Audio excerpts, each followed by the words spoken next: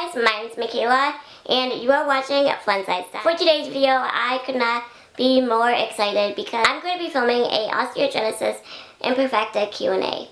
About 2 years ago, I filmed a video specifically talking about what Osteogenesis Imperfecta is and how it affects me medically, but I've never really answered specific questions from you guys about it, only because I don't know what you guys want to learn or know about, because osteogenesis imperfecta is a condition that you're born with, so I don't know any different. This is the only life that I know, so it's hard for me to understand from an outside perspective what someone would want to know or what some commonly asked questions people may have about it.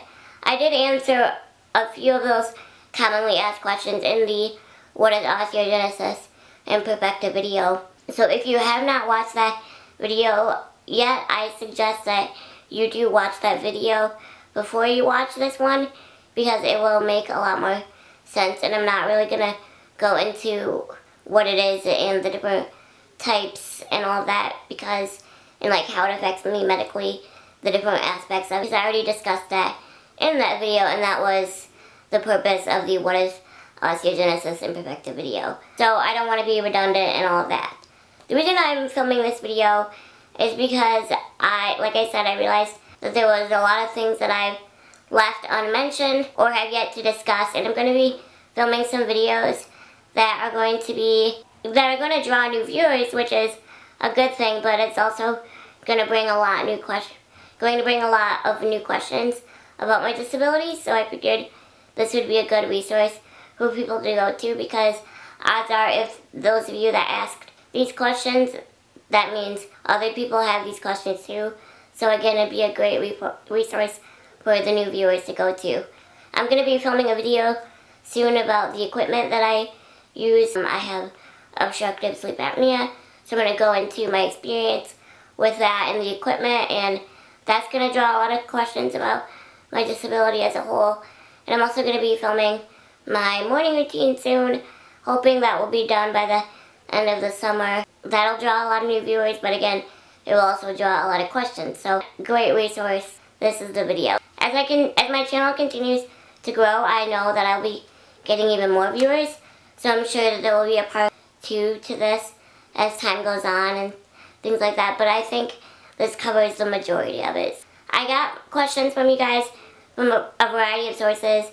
I did the Instagram question thingy, and then I also did a live stream. Most of them are from the live stream, so I had to write them down, because I couldn't write them down on my phone because I was doing a live stream on my phone. So there are quite a lot of questions, and I didn't want to limit the amount of questions because I'm very open about my disability, and I figure if there's not people like me that are passionate about educating, nobody's going to learn or nobody's going to understand it. So I am really passionate about it, and I see it as one of my biggest blessings, so I don't mind talking about it, and I love it, and I wouldn't change my life with anyone. So again, this video is going to be really, really long, so I suggest you go grab a snack, because again, it's going to be long, and there's just no way that I can shorten it, because I want to give you guys the best answers and the best full answers, so that you can get the most accurate information and understanding of my disability. So I guess I really don't know what else to say other than thank you to those that submitted questions. Again, I do feel like this covers the majority of it, but a year or two down the line, when my channel grows a little bit more, there may be a part 2, but for now I feel like this covers it. So let's go ahead and get into these questions. I'm going to start with the ones that I received on Instagram, the question tab first. Because most of the questions came from Instagram Live, I was unable to write the username because that would just take too long, and hold on, I'm trying to pull up the question. That would just take too long because I'm trying to write them down as they're coming in. So I will not be shouting out usernames, even on the ones I did get on Instagram, just to make it fair. Just know that I'm grateful to those of you that did submit questions. I will give a little 1-minute summary of what it is in case you did miss that video, but again, please watch the What is Osteogenesis Imperfecta video first before you watch this. Osteogenesis Imperfecta is caused by a gene mutation that is a faulty gene mutation that doesn't allow the body to produce enough collagen. Collagen is the most abundant protein in the human body, and without enough of this, a lot of different health effects take place. It affects height and also causes the bones to be extremely fragile because it doesn't have that collagen or that glue to hold them together strong enough. Now that doesn't mean we don't have any collagen. We wouldn't be alive if we didn't have any, but it just means that it's faulty or we don't produce enough.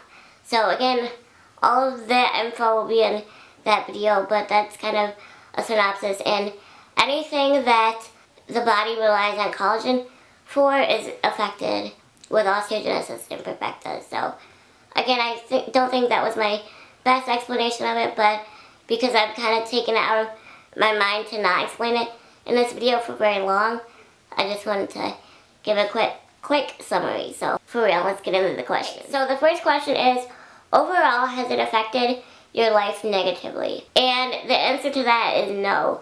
Like I said, I view osteogenesis imperfecta as one of my biggest blessings. It's something that people will never be able to understand, I don't think. And when I tell people this, some people still don't understand it. And there are a lot of negative parts of osteogenesis imperfecta, like experiencing over 100 fractures, experiencing 23 surgeries, being in the hospital, having to take medications, having to, go to constant follow-up appointments to make sure I stay in good health the best that I can, and the respiratory risks that come with it. And so there are a lot of negatives to it, but I also view it as everybody deals with something in their life, and there's negative aspects to everyone's life. That's just life. Life isn't perfect. It's not meant to be perfect. Within those imperfections of our life, we can also find joy amidst the messiness.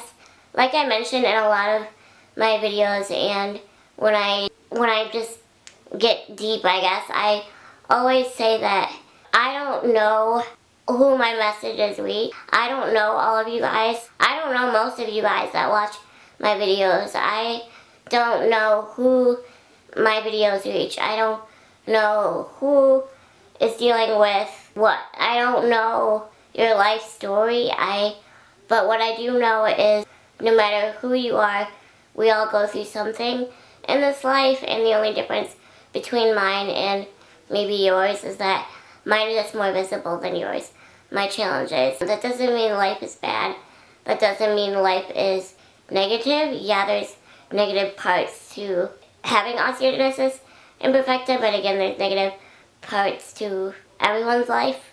Everyone deals with something different and in a different way, but overall, it's made the most positive impact in my life. It's given me a unique perspective on life, and because of my disability, I've had opportunities that none of my friends have ever had. The people that I've met and the opportunities that I've gotten because of my disability, and the perspective of on life that I have, and the relationship that I have with the Lord is something that I would never trade for the world. I can't imagine my life any different.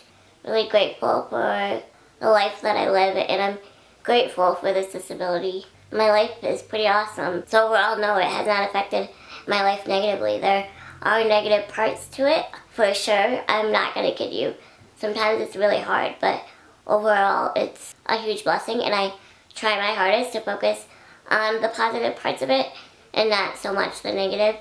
But I also want you guys to know that, I'm a real human, and some days with it are more difficult than others. But overall, it's affected my life in a more positive way than it has in a negative way. Okay, a little camera change. I just felt like I was too up close for a Q&A video. But alright, so next question. What's one thing people may not know about someone with osteogenesis imperfecta? A common misconception about osteogenesis imperfecta is, especially with type 3, the type that I have, is it affects us cognitively, and that is not the case. Someone also may have that struggle along with osteogenesis imperfecta, but the two are completely unrelated. It's not anything to do with osteogenesis imperfecta or the lack of collagen. We have the same cognitive abilities and the same mental capacity than those without osteogenesis imperfecta. And yeah, we are capable of a lot of things. And when people see us, they feel sorry for us. And I think most of us, or at least most of the people that I've met with osteogenesis imperfecta, most of my friends, we really enjoy our life. And we don't like when people feel sorry for us. And I think that that's shocking to a lot of people. But again, it just kind of goes back to what I mentioned in the first question. So I think that's something that people should realize about people with osteogenesis imperfecta. And also a common misconception is because one of the main things known about osteogenesis imperfecta is that our bones are extremely fragile. So oftentimes people will say drink more milk, and it's not a calcium deficiency, it's a collagen deficiency, which is two very different things. And also with the new collagen supplement trend, it goes way beyond that too. If I were to take collagen supplements, it's not going to cure me. The problem lies within my DNA until they find something within research with gene therapy or stem cell therapy. Nothing like that is going to help us. So like I said, until researchers get into gene therapy and stem cell therapy, collagen supplements and things like that are not going to help us. The next question is, how many people in the world are born with osteogenesis imperfecta? It's not known how many people in the world are born with osteogenesis imperfecta, but this comes straight from the Osteogenesis Imperfecta Foundation, and it says between 20,000 and 50,000 people in the U.S. have osteogenesis imperfecta. And you're probably thinking that's a pretty big gap, but they don't know for certain because there are different types being discovered now that you can't even get genetic testing for because they're so new. I believe there's up to I don't even know how many. I know there's at least a dozen types that have been discovered. The most common types are types 1 through 4, and the types don't go in order of severity. So they don't know how many people have it because of that. And 2, depending on the type they may have, if it's one of the undiscovered types or the newly discovered types, they may not even know they have it. And B, if they're not involved with the OI Foundation by taking surveys or anything, they may not know and have that data. So it depends on how involved someone is in being involved in data, providing data to the OI Foundation. So it just depends. But about 20,000 to 50,000 people in the U.S. have OI. It's very rare, fewer than 20,000 cases per year. So there's fewer than 20,000 people a year born with osteogenesis imperfecta. The next question is, can people with osteogenesis imperfecta have kids? And the answer to that is yes. As far as me personally and my journey to wanting or being able to have children, I made an entire video about that. So I'll go ahead and link that here in the ad card for you. I'm glad I did that video first before I did this video because I knew I'd get questions about it. And it's a pretty lengthy topic, so for me personally. But the quick answer is yes. Women with osteogenesis imperfecta can have children and can take care of children. The next question I received, someone says, I have OI, and the one thing I get asked a lot is, does it hurt when you break? And I have to admit that's another common question that I get, and I think it's really interesting because many people experience a fracture at least once in their life. Whether you have osteogenesis imperfecta or not, accidents just happen, and our bodies aren't perfect. A lot of people have experienced fractures, again, whether you have osteogenesis imperfecta or not. And the answer to that is yes. It hurts like a son of a gun, and it's really painful. Some fractures are more painful than others. For example, when a rib fractures, at least for me, it is not as painful as when I fracture an arm or a leg. Femur fractures are the worst fractures, and I think most people with osteogenesis imperfecta can agree that femur fractures are the worst. It's extremely painful, and I think that that's really interesting that we get that asked a lot because you would think that's pretty common because your bones aren't meant to be broken. Your bones aren't meant to be in pieces, so, or out of place. So I just always think that that's hilarious. When people ask me, it's like, what do you think? What do you think it feels like? So yes, I get that asked a lot as well, and the answer is yes, it hurts, like I said, like a son of a gun.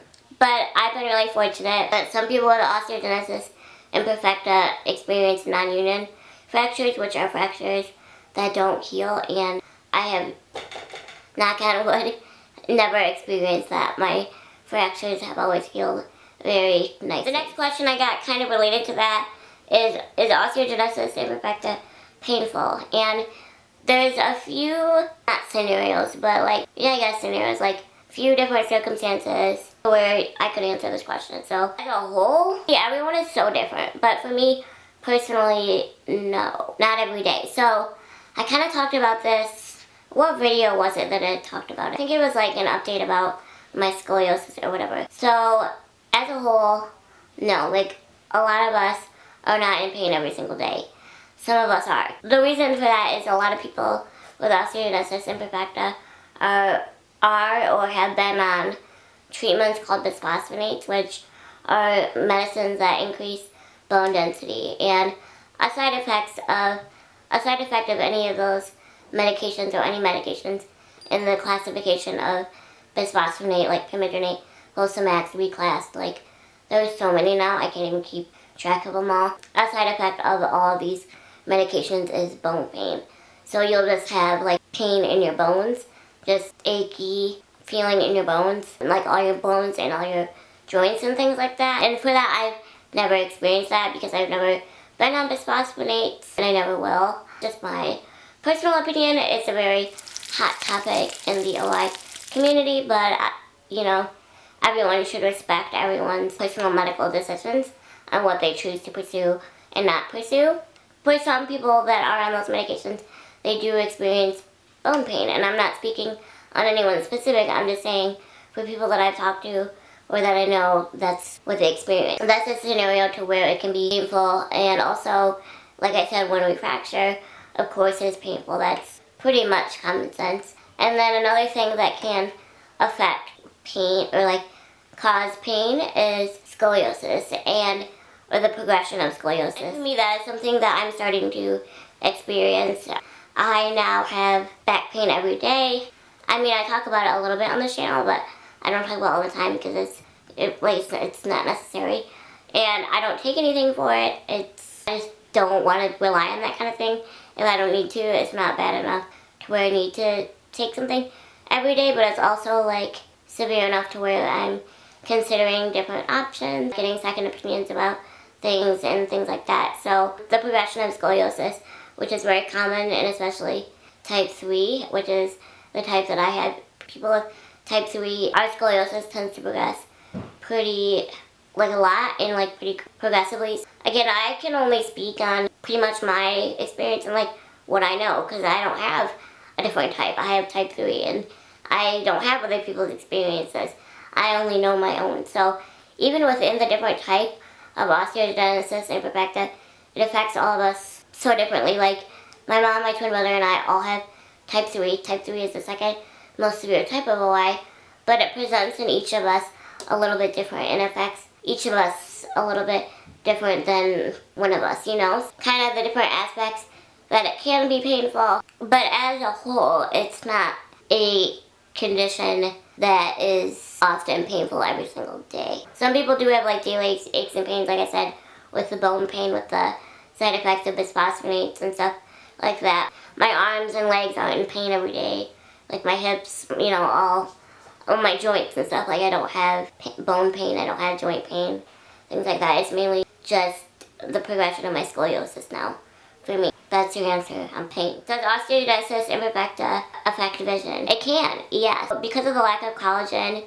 it makes the lining. There's an article that I actually was featured, and they asked to use my photo. Let me see if I can find it. There's an article that the University of Michigan Hospital asked to use my picture because I'm part of the OI clinic, Osteogenesis Imperfecta clinic, and they did an article about the ophthalmology clinic. That's part of it, and how osteogenesis imperfecta vision can affect that. So I don't have the whole article up right now. But for example, we have an increased risk of glaucoma because something in the lining of our cornea, I think it is thinner because of the lack of collagen. I actually don't know anybody personally with osteogenesis imperfecta that has glaucoma, but I do have friends with OI that their vision is impacted. I do have a slight astigmatism, but it's so very minute. They said I have a prescription for glasses, but I've never filled it just because they said the only reason you would need it is like if you started driving, like by law you'd have to wear them. But because I have astigmatism for far away, my vision is very, very good, and I've been super blessed with good vision, and that's one area that it hasn't affected me much. Like I said, I could benefit from glasses. I do have a slight astigmatism for seeing far away, but again, it's so small, I just haven't taken the time to fill my glasses prescription. Although I think I should, because I know that don't have OI, they have like a very small astigmatism like me, like very minute, but they said even with how small your astigmatism is, you wouldn't believe what you're missing out on. So I may fill it, I just haven't yet, so we'll see. I might do a video of me saying like, oh, I got glasses. So I should wear glasses, but I don't. Again, my vision loss is so minute, like my ophthalmologist at the clinic wasn't even worried about it, but she gave me the prescription because, and it would benefit. I should fill that, so you guys need to remind me to fill my glasses prescription. I will link that article from the University of Michigan Osteogenesis Imperfecta clinic that did the article. It was a really good article that explains how osteogenesis imperfecta affects the vision.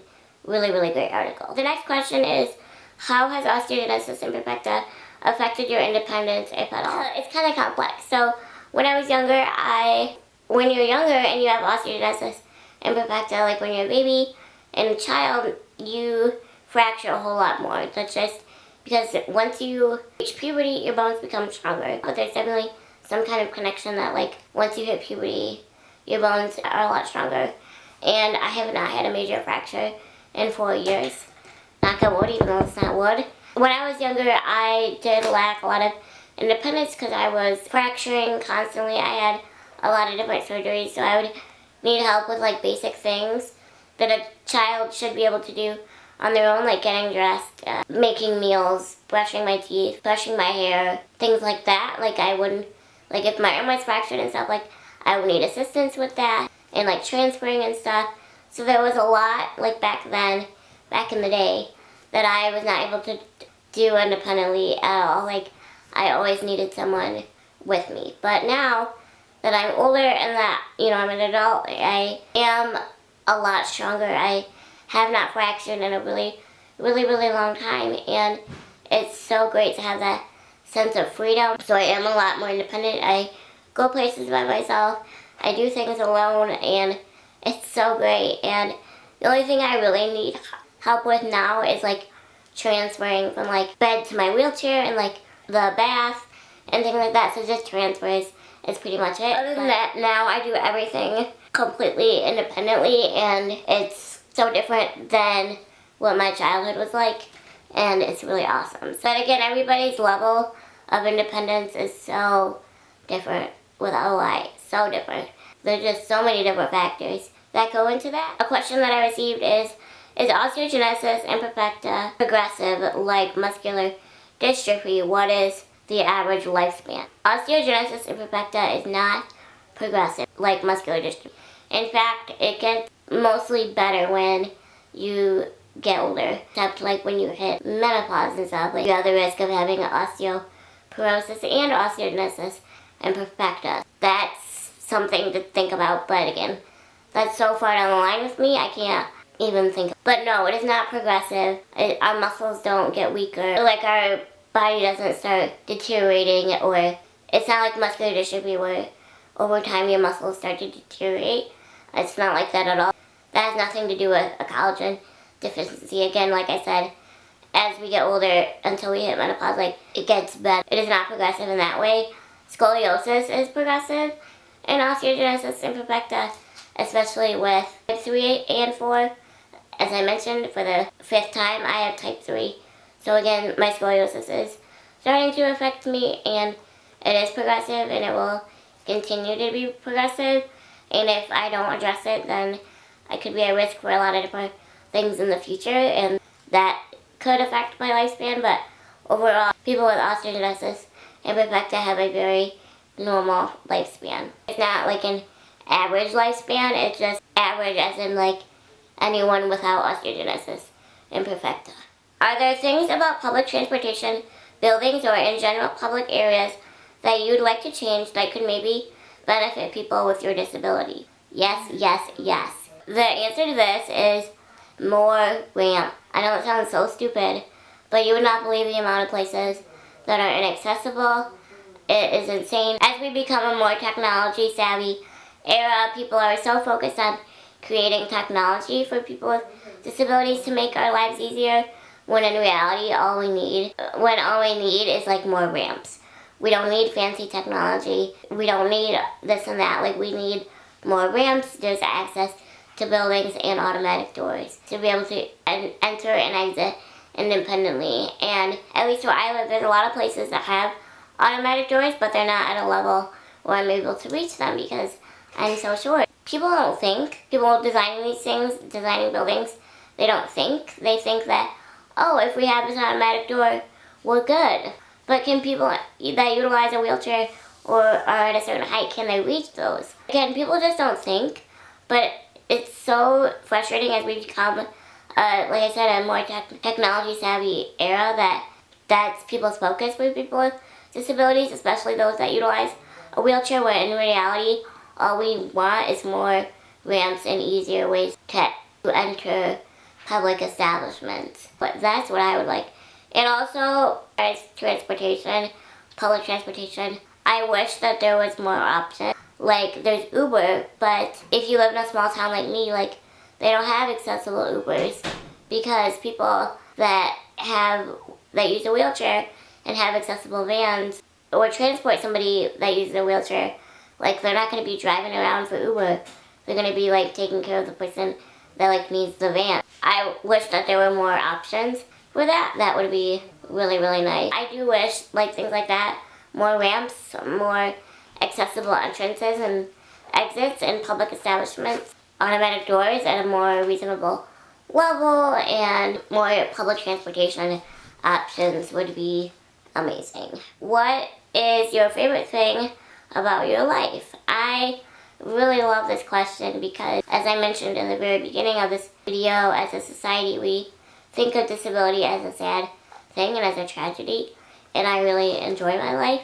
I really enjoy the perspective that I have on life, very different than a lot of people, and I see things in a different perspective, and I also get to know people in a different perspective, because with having a physical disability, you see the best in people, and you also see the worst in people. You really get to know who people really are. It's the perspective that I have on life, and also the opportunities that I've gotten because of my disability is it's the coolest thing ever, and I'm really blessed with some of the opportunities that I've gotten, and the avenue that I have with this channel. Obviously, there's thousands of YouTubers that don't have a disability, but I think I have something very unique to offer and a very unique perspective to offer. Yeah, those are my two favorite things about my life. Perspective and opportunity would be my two favorites, but it's really hard to say, like, my absolute, like, those are probably my two favorites, but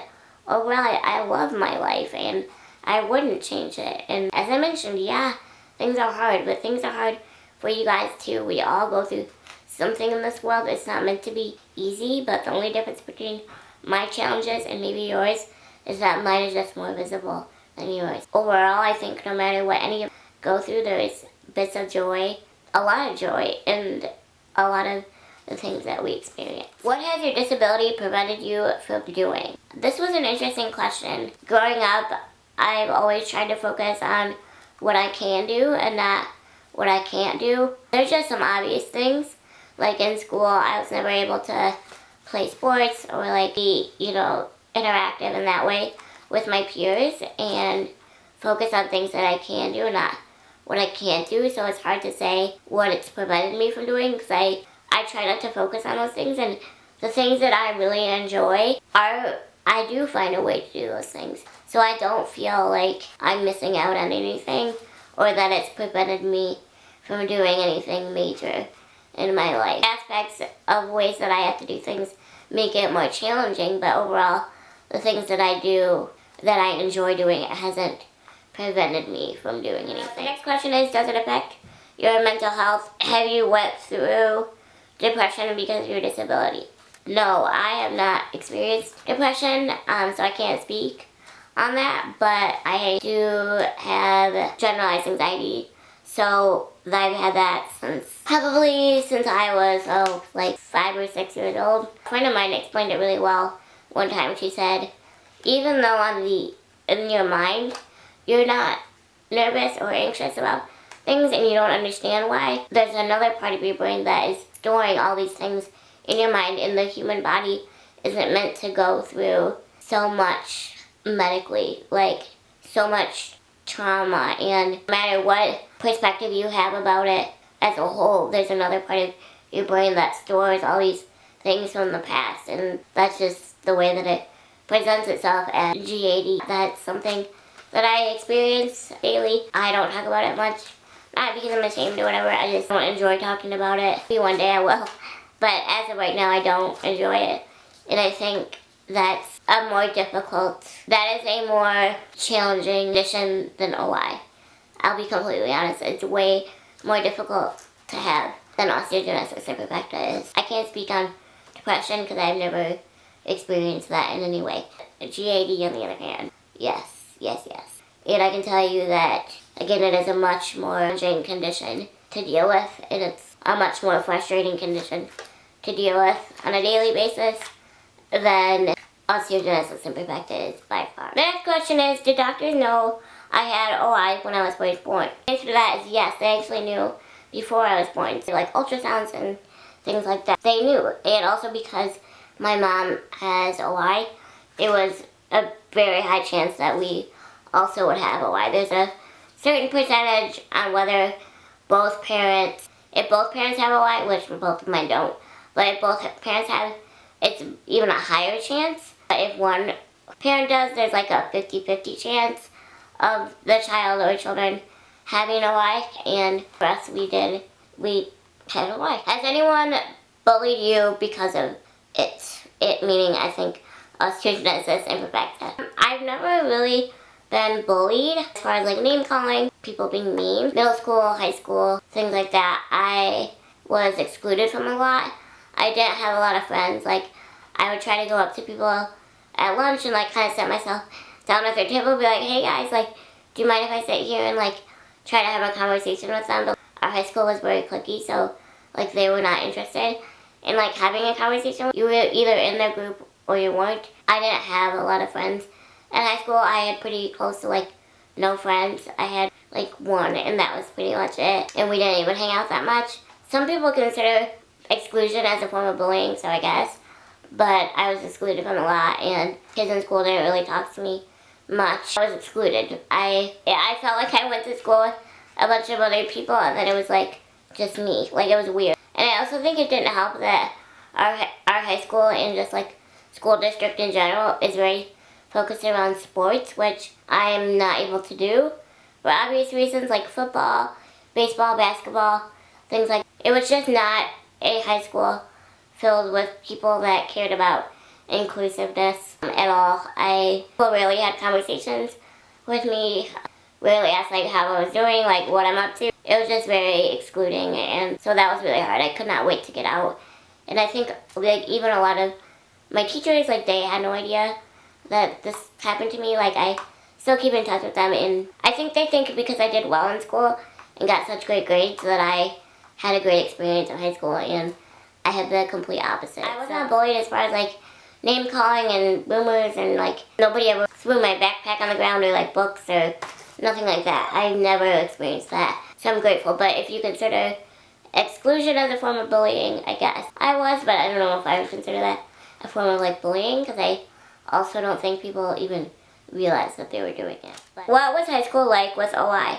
Did the kids in school help you? So these are two separate questions from two different people. At high school, it was very excluding I wasn't able to participate in sports, and our district as a whole was very focused around sports, so there wasn't, outside of the classroom, there wasn't a really great opportunity for my peers to get to know me because of that, and so it was very excluding, didn't have a lot of friends. Basically everything I just said. So I really didn't have I had a pretty awful high school experience, if I'm being honest. Being in the marketing program, being a part of DECA at the local career center for half the day was really awesome. So people from my high school would also go over there, so you could spend, once you reached 11th and 12th grade, you could spend half of your day in other programs, and that's where I chose to spend half of my day. And being a part of the marketing program in DECA is what really got me through my high school years. Overall high schoolers, and I pretty much had like nobody, so it was hard. I did go to prom my senior year.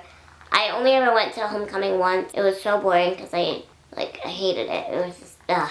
I didn't really hang out with anybody because I don't even like talking about it because it was just so excluding. But I got through it. I graduated with honors. I was a member of the National Technical Honor Society, member of the National Honor Society, and a member of DECA, which is an association for marketing students. I did well academically, and that's really all that matters because high school isn't all about the social aspect of it. And then as far as did the kids in school help you? Yeah, even though they weren't social to me, if they saw me struggling to open the door, or if I dropped something before I got Chloe and stuff, they would help me, so that was really kind. But they did help me in that way, and from a social aspect they weren't helpful, but from a physical standpoint they were kind of gracious to help a fellow classmate out with those things. Has my physical abilities ever affected my life? Kind of going back to the first question of how, not the first question, but previous question of how it has affected my independence, if at all. That's kind of how my physical abilities affected my life. But now, they don't really affect me as much. The past, yes, but present, no, not so much now. Yeah, I don't really know how to answer that one either because I try to focus on what I can do and not what I can't do. Overall, as far as doing what I enjoy and doing what I need to do, especially now, my physical abilities or lack of ability don't affect me as much, and I'm able to adapt pretty well. But there are still, like I said, transfers are the only thing that I need assistance with now. With OI, do you stay in pain? No, so I don't personally. Like I mentioned, a lot of these questions are kind of related, so I should have organized them better. But no, unless, going back to that first question of is osteogenesis imperfecta painful? And this question is asking, do you stay in pain? The answer is yes and no. Bisphosphonates can cause you to have bone pain. It's a side effect of the medications. I don't have that because I haven't never been on bisphosphonates, and I never will be. Scoliosis is progressive, especially with type 3 and type 4. So for me, my scoliosis is becoming more progressive, which is causing me to be in pretty much chronic pain now with my back.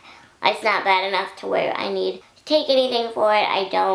I just don't like to rely on that stuff, and I won't. You don't stay, and then as far as fractures, once they heal, they don't hurt anymore. Typically. Some people, like I said, experience what's called non-union fractures, which are fractures that don't heal properly or don't heal at all, and I don't know if those are painful or not. I'm not really sure. I've heard yes and I've heard no, so I'm not sure. I've never experienced that. All of my fractures have healed very nicely, so I'm very grateful for that. That's kind of the same answer as osteogenesis imperfecta, painful, and do you stay in pain? Should have organized these better. And if so, what do they give you? I don't need to talk about medication and stuff here on the internet. That's for you and your doctor to discuss. Not here to give medical advice. Always seek medical help from a medical professional with this kind of thing. But I will tell you, I have a lot of allergies to different pain medications, so it's hard to know after surgery or when I did break, it was very difficult to find something that I wasn't allergic to, so my options are very limited as to what I can take. I am not going to discuss that, and it's not for me to give you guys ideas about what pain medication to take. That's for you and your medical professional to discuss. I only take pain medication if I fracture. I don't typically take pain medication when I fracture a rib. I rarely ever do, but I only take pain medication when I have like a fractured arm or leg, or when after a surgery when I've had an osteotomy, which is where they have to break the bone and insert the new rods that I've talked about, which is in the what is Osteogenesis Imperfecta video. That's the only time that I take pain medications, after those surgeries or after a major fracture, like arm and leg. Other than that, I never take pain medications. Does your disability require a certain diet? This question was extremely interesting, but the answer to that is no. You should eat healthy and all that. I don't. I'm gonna be completely honest. I hate it. I hate that I'm such a picky eater. I've always been. I pretty much just eat carbs, and it's really embarrassing. I hate talking about my picky eating problems. Like, I cannot get past it. Foods that I don't like will, like, literally make me gag. It's so stupid because I'm, like, gonna be 21, and it's just, I hate talking about it. But anyways, that's my rant for that. Osteogenesis imperfecta does not require a certain diet. Like I said, you should eat healthy to better yourself the most that you can, but I don't, and I'm not gonna pretend like I do, because I don't, and I hate that about myself. You should never hate anything about yourself, but that just part of me really bugs me, and I don't even like talking about it, so we're gonna move on. But osteogenesis imperfecta does not require a certain diet. Do you have a great amount of self-confidence even though you have this disability? I would say yes. I just have always had the personality of I don't care what people think. It doesn't matter to me. It never has mattered to me. I would say I'm a very confident person. I know that I'm fearfully and wonderfully made in the eyes of the Lord, and He does not make mistakes, and my faith is what keeps me so confident, because I know He has a plan and a purpose for me and does everything in perfect ways. That is how I maintain such great self-confidence. More women need to have greater self-confidence, because it's really sad, especially in our era, to see the amount of women and girls that don't. So I promise you that you are beautiful and you matter and you have a purpose, and that in itself should give you so much great confidence and self-confidence. Yes, I do have a great amount of self-confidence, and my faith is what gives me that as well, because I know that the Lord has a plan and a purpose and does everything in perfect ways, and I love the life that I live. What are some common misconceptions people have who don't know you? Especially like older people. They'll come up to me and start talking to me like I'm 3, and I understand it to some extent because of my size. I'm the size of like a 1-year-old, you know, I get it. But I also just would never, I have this disability, so I understand this perspective, but I also would never go up to somebody and just start talking to them in a certain way like that. Like, you don't know somebody's circumstances. I don't know, but it's hard to say because I obviously have this disability, so I live on the other side. I don't know. But that's like a really common misconception, again, is like that it affects my mental capacity or cognitive ability, and that's not the case. Someone with OI may have additional struggles like those, but they're not related to OI. The two are not connected. That I need to drink more milk. Again, OI is not a calcium disorder, it is a collagen deficiency condition. So, no, I don't need to drink more milk. I am just fine in the milk department. Yeah, those are like cognitive ability, milk. Oh, also, like, this is another thing I think that's really important, is I think it's great when people try to help people with disabilities, whether it be reaching something or opening a door, but unless you see them continually being able to struggle, let them do it on their own, because odds are we have a lot more capabilities than you realize. Again, people see the wheelchair and they think of it as like we're incapable, and I'm capable of a lot more than people realize. And so I appreciate the help, and I will ask, or I won't always ask, to be honest. So if you see me continually struggle, that's when it's okay to help. But give me a minute and let me do it on my own. So I think those are like 3 most common misconceptions. I need to drink more milk, that I am mentally incapacitated or have a cognitive struggle, or that I am incapable of doing things independently. Those are the most common misconceptions. How do you access establishments that are not wheelchair accessible? I can't. There's no other option. And it's interesting because of the Americans with Disabilities Act, all public establishments have to be wheelchair accessible, but not all businesses follow the law. Many of them don't. That's just the reality of it. As far as how I do it, if they're not accessible, I don't have another option. My wheelchair is my legs.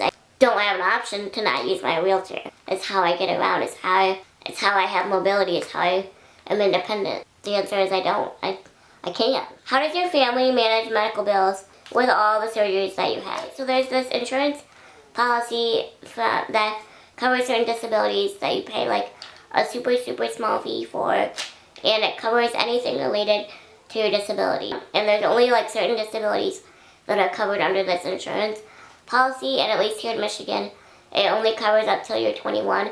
So I'm almost done with it. I'll talk about that in a second. So that's how we afford it, because it covers everything related to that. I'm related to disability, and pretty much all my medical issues are related to my disability. That is how we are able to afford it. Now, as far as when I lose that insurance policy in September, I don't know what I'm going to do, because I'm going to have to pay 20% of all surgeries that I have from here on out, all medical stuff from here on out. I hope to, in the next couple years, have a good paying full-time job with benefits. I'm hoping that will help, but until then, I just have to pray that God always provides, and He has continued to provide. So that's all that I can hope for, and hope that things get better. To tell you how good the insurance I had before, when I had H1N1, my hospital bill was $250,000, $250,000, and we didn't have to pay any of it because of the policies that we had. It was a true blessing. So the Lord always provides, and you just figure it out as you go, and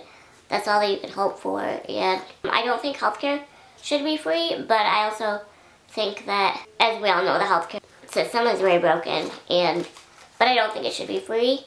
I think we should all contribute if we can. But now I'm responsible, since I turned 18, I'm responsible for all of my medical bills and all that. I don't really have any. I haven't had any because I still have that policy that covers everything that related to my disability, but I lose that in September. Interesting interaction with a stranger. I really tried hard to think about this one. I really couldn't think of anything. And I know I've had them, because when you are only 2 feet 7 inches tall and you use a wheelchair, there are some very interesting things. But I just can't pinpoint one that is like, has stuck out with me for the rest of my life. And I know that wasn't the answer that you were hoping for, but I just really can't think of anything specific. Yeah, sorry. Okay, I know as soon as I'm done filming this video, I will though. When you go out in public, do people stare at you and make fun of you? And how does that make you feel? So I've always experienced this. It's just people just find you interesting when you use a wheelchair and you're only 2 feet 7 inches tall. And I'm just used to it at this point. And I realized that instead of coming up to ask questions or say hi, they just stare. And I think a little education would do a lot of people a lot of good. But it really doesn't bother me, because a lot of times people just don't know any better. Especially it's little kids, like, they just don't know any better. But now that I have Chloe, the attention is really drawn around her now. So like, especially with little kids, they'll say like, "Mommy, look at the doggy." So like, that's really awesome. But it really doesn't bother me. Again, I've always had the personality type of like, I just don't care what people think. And when people stare or make fun of me or say comments out in public, like, you wouldn't believe the comments that I've heard from adults. Honest to gosh.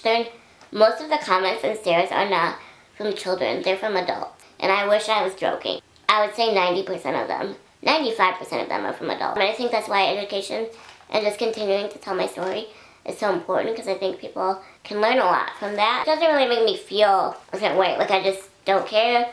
And it says more about the person doing that than it does about just my life and my circumstances. And I can't do anything to control this or their actions. So that's the best advice I could give. Can people with osteogenesis imperfecta work? Absolutely, of course. In fact, most of us do. And I do and have in the past. Can people with osteogenesis imperfecta drive? Absolutely. And in fact, most of them do, but some of us do not as well.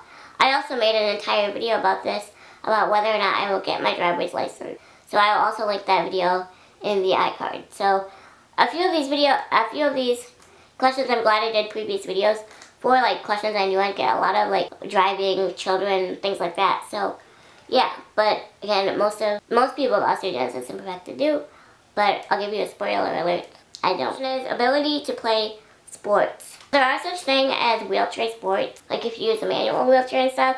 I've never participated in that. There are people with osteogenesis Imperfecta that have. I never have any sports with like impact, things like that. Not a safe idea at all whatsoever. So I've never played sports and I never will. Another question I received, can people with osteogenesis imperfecta cook their own meals? And kind of a different question, but yes, we can. And so maybe some can't, but most of us can. That's a pretty universal ability for, again, most of us. Yes, the majority of us can indeed cook. Now for me personally, whether I enjoy cooking, no. I hate cooking, but I'd much rather go out to eat. But it's best to cook at home. The next question is, does your disability affect other things like vision?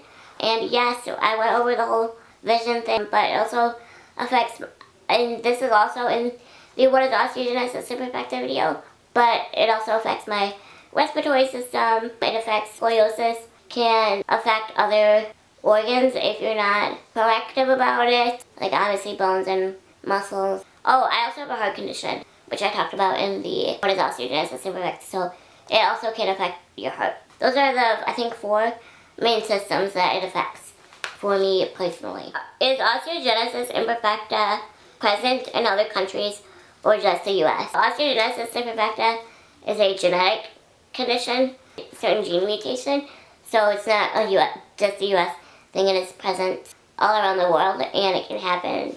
This genetic mutation can occur to anyone. It's not just a US or worldwide thing, it's all over. Do you think your disability will affect future careers or has it already? I think yes and no. I think no matter what, I'll end up where I'm supposed to be, and that the Lord will provide me with a really great opportunity. I actually hope to be doing what I'm doing right now full time. For income, that is obviously, like, I don't need an employer's approval for that. As far as my first 9 to 5 full-time job, I think that it will. The Lord will present to me where I'm supposed to be and He'll provide that opportunity. But the other reality of it is employers see people with disabilities, especially physical disabilities, as a liability. They see us as a burden, and they see us, because we may need accommodations, they see us as a burden, they see us as a liability, and they don't see our full potential. They just see what we look like on the outside, and they see our wheelchair, and they don't see our full potential, and they don't see what great perspective we could offer to their company. People with osteogenesis imperfecta can be almost anything. I have friends with OI that are lawyers, that are doctors, that have worked for the military. The opportunities are endless, and it doesn't matter if you have OI, but as far as getting somewhere, getting in the right spot, most people with osteogenesis imperfecta do face a lot of rejection. So my battery died, like completely died, so it's like a couple hours later, had to let that charge. Whether they say it or not, it's true. Most employers think of people with disabilities as a burden or a liability. And I say most, not all companies, but I would say like 98% of them. I totally made that statistic up, but it sounds good, it sounds about right. I also firmly believe that whether you have a disability or not, you will end up where you're supposed to end up when it comes to a career. For example, in my senior year, I applied for a co-op job at like the little student like credit union at my high school, and I didn't get the job. But then a position opened up as a co-op position for office professional at the career center that I attended, because you can attend there your 11th and 12th grade, but depending on the program, some programs there's like more to learn in your second year, but some programs you just do a co-op your second year. You're not actually like in the classroom. And so for me, that was how the marketing program worked. Like your senior year, you work co-op. So that position opened up at the career center, and I worked with the most awesome people, and I loved that job so much. And so even though I got rejected from the credit union job at my high school, I ended up getting accepted to the co-op position, the career center that I attended, and it was so awesome. I loved that job. The career center wasn't for just people with disabilities. When I say like career center, people think of it as like vocational school for like people with disabilities, and that's not what it was. It was for all schools in the district. There were like these separate programs for like there were They have like a welding program, healthcare program, dentistry, graphic design, culinary, agriculture, like all different programs. I just wanted to clarify that, but no matter what, you will end up where you're supposed to, but I won't kid you in the fact that it will be harder, and I think that it will be harder for me as well when I get my first full-time 9 to 5, unless this kicks off one day, like totally kicks off. This is what I want to do full-time, so it won't really matter because I won't have to like interview and stuff, but I hope that brands would be just as open to work with me as they would be with someone without a disability. That I'm interested to see how it will play out, but I think it should be fine. So overall, I think it will all work out. Would you ever write a book about your life experience with OI or life in general? So this is interesting. I've had a few people ask me this before. I don't think I'll ever write a book. I don't like writing. I don't like writing that much. I like to use my Instagram as like a little mini blog, but that's about it. And I don't really enjoy reading. So for me to write a whole entire book, I think that would just be more daunting than enjoyable. And I think of my videos as an online diary. What I talk about in these videos are basically what I would already talk about in a book. I have always wanted to write a children's book about like me and Chloe, a children's service dog storybook about me and Chloe. We will be 7 in April 2020, so if that's something I want to do, I need to get on that. I feel like that'll never happen because I keep saying it'll happen, but I don't know anything about writing a children's storybook. I don't know anything about getting it published. I don't know anything about photographs.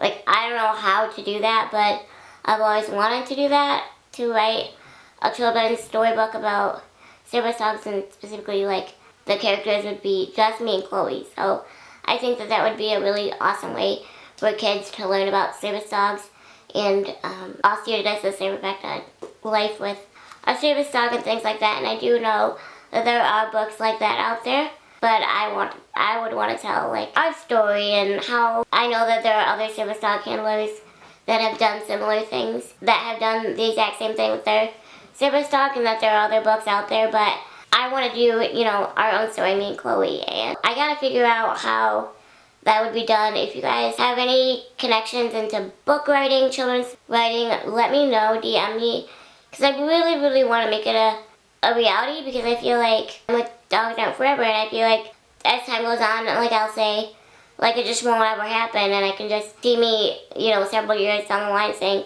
I wish I would have done that, and that's something I don't really want in my life. I mean, we all might have a minor regret here and there, but as far as a goal, I don't ever want to go back by saying, like, I wish I would have done that. So if you guys know of a way how I could learn to, like, even begin writing a children's storybook, I know children's storybooks are a lot easier and shorter than, like, regular books, so it won't be too bad, but I just don't even know where to start. I've never done anything like this in my whole life. If you guys know where I could start, make this dream a reality, let me know. That is like a huge thing of mine, to write a children's storybook about me and Chloe. And I think you guys would like the book too. Let me know. I bet you guys would purchase the book if I wrote that. So I worry that it will be one of those things where I say I wish I would have done it. Like I just keep putting it off for whatever reason, and I want it to be something where I say, look what I did, instead of look what I wish I would have done. I think it's something that I'll need help from you guys too, to like get motivation to do. I think it's just because it's so overwhelming. The internet is an amazing place, and amazing people pick up people's stories. That got way off topic, I apologize. But as far as my, like a whole entire book, a whole entire autobiography about my life story or life experience with OI, no, I don't ever see myself writing a book, like I said, just because I don't think that something like that, writing something that long, is enjoyable to me, and I just don't have that gift. I'm more of a public speaker, and that doesn't mean it won't, but the children's storybook is a huge, huge, huge goal of mine. So I don't know where to start, and it's the fear and the unknown of where to start that I think will cause me not to fulfill that goal. As far as the life in general book or life story or life story, no, I don't ever see myself doing that. Am I able to walk? So I discussed this in my What is Osteogenesis Imperfecta video, I believe. So I will link that. It's a long drawn out thing. I'm pretty sure, like, I'm 98% sure that I discussed it in that video. I'll have to go back and watch. I kind of want to do a whole video about, like, me someday walking. It's a little bit more complicated than most people realize. I think we view someone's happiness on their ability to walk, and that is the wrong way to look at life, on somebody's physical abilities and whether or not they'd be happy. I think as a society we have this idea of what a happy life should look like. You should be able to walk. You should be able to be in perfect health. You should have this and you should have this. And if you have these things, you will be happy. And if you don't have these things, you won't be happy. And I think that that's the wrong idea. I don't walk. And I would plan on it, and my abilities are always changing, which also affects that. And that doesn't matter to me. I live a fully happy life, and I don't walk. So you can ambulate differently and still live a super happy life, and I wouldn't change it. I wouldn't change it for the world. And it's as a society what we value, and we sometimes value the wrong things. The answer is no, I do not walk, and I won't.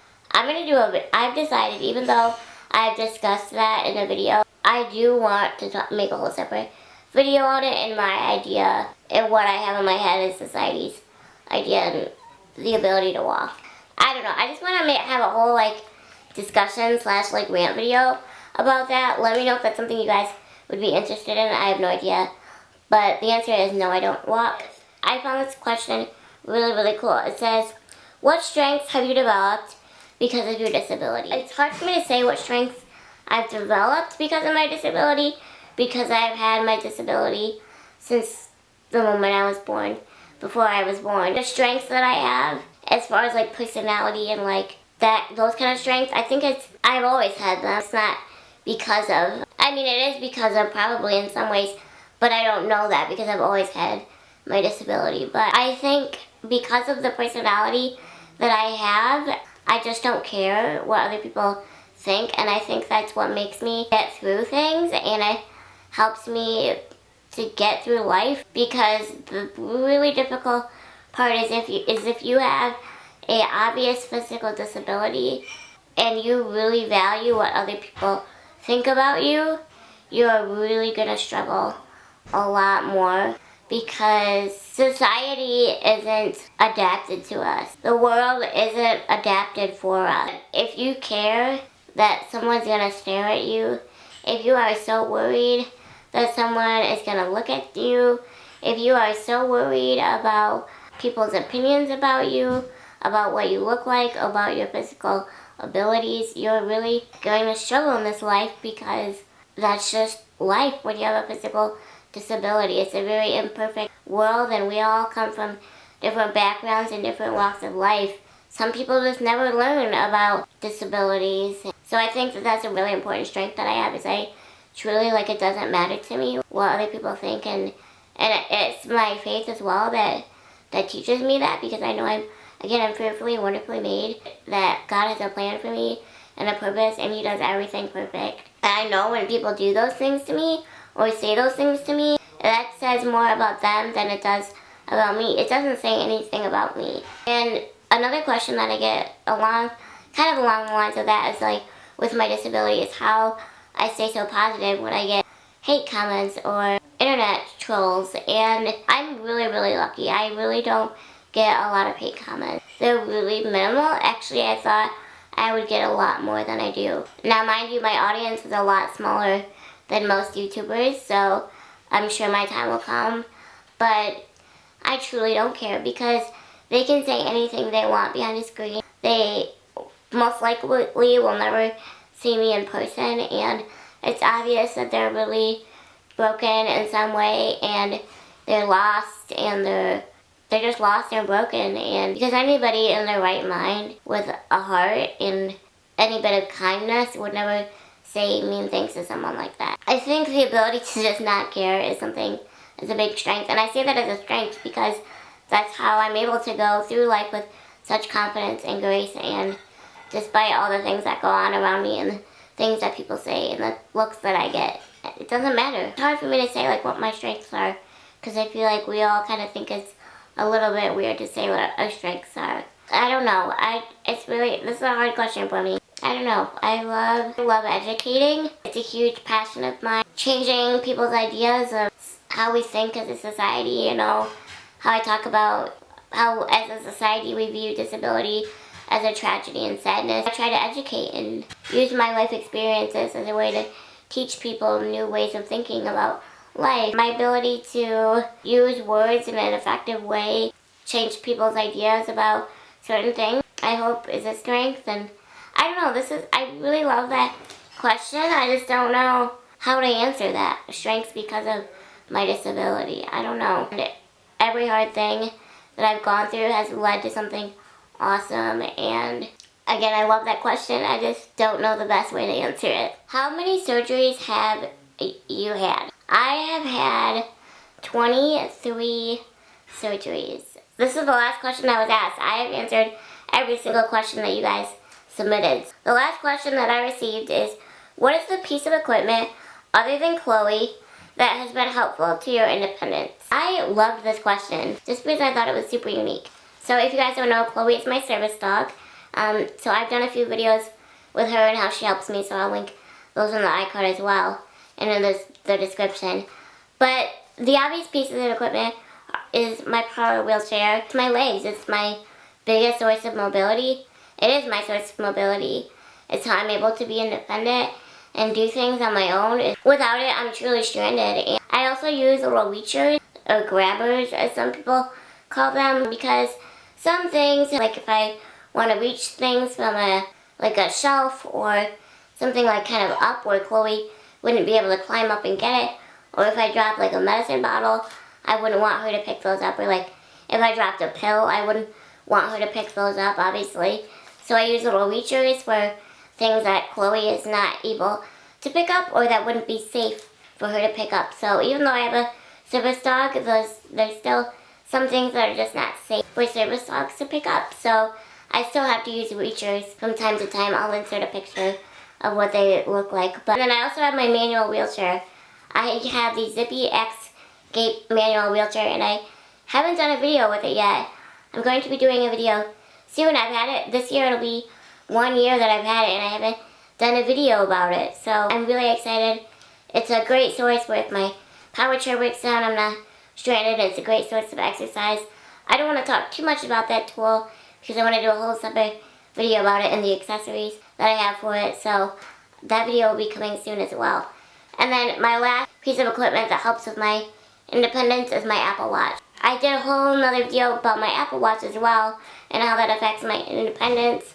And if I drop my phone, I always have a way to call for help, a way to call, a way to text, all hands-free. So it's really, really great, and it's a huge blessing, and it's been a huge peace of mind and a huge, I would say lifesaver, but I haven't had to use it yet, like in an emergency. I use it every day, but like not in an emergency.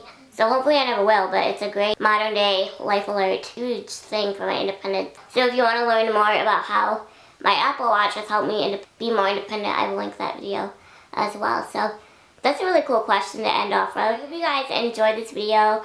I hope it was educational, and I hope you learned a few new things about osteogenesis imperfecta. I hope that, as these new videos come out with my morning routine and my video with my sleep apnea equipment, and as we continue to draw new viewers with those videos and they have questions, you guys can leave them to this video if I don't get to it.